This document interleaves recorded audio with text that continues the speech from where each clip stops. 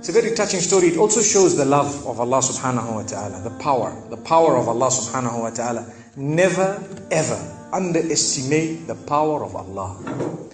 You know, there was a sheikh who mentioned this in Saudi Arabia, and there was a doctor that visited him from Pakistan and told him a story that happened to him. So he says, what happened to me? He says, the doctor who's speaking is a top neurologist, one of the top doctors in Pakistan, or, you know, a very, very good doctor, very hard to meet.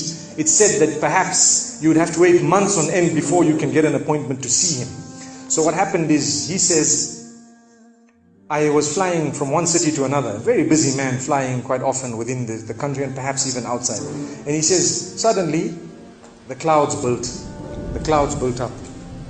Huge clouds, and the lightning started striking, and it started pouring, and there was lots of turbulence, and one of the engines was struck and it was damaged. So we had to land. And so what happened is, the landing was at a nearby little airport or a little strip and so on. And when they landed there, it was a remote area. How are you going to repair this aircraft? A few people who were on it, it was a small plane, they were, quite surprised because they landed it in such a remote place. No one's there to repair it. They would have to wait, definitely. So the doctor asks the captain or the pilot that, you know what, how long are you going to be? He says, no, we're going to be quite long. Well, I need to get to that area. Look, he says, it's just a 3-hour drive by vehicle. So why don't you just go by road? And you know, you can go there and get there. He says, okay, good idea, because this is going to take long. So he decides to go on one of the tri-shows, you know, in Pakistan, one of the areas, wherever it was, and he jumped in. And as they started progressing, the clouds built again. And the lightning was striking, and the rain started pouring. And it was pouring so much that their vehicle could not move much more because of the mud and because of everything else. And so it was quite an open area with a bit of farmland. And after a while they realized, look, we're not getting anywhere. There's a little house here. Why don't we just go there? We can read our salah. Perhaps we can, see, have a bit of a meal or whatever else. And they decided to knock the door. Strange people, strange land, far off, out in the rurals. And so he knocks the door, and he's got his little bag and everything, and he walks in. An old lady happened to answer the door after a while, and they spoke to her saying, look, this is what has happened, and we're going from so-and-so to so-and-so, and we just want a place, we want to read salah and so on.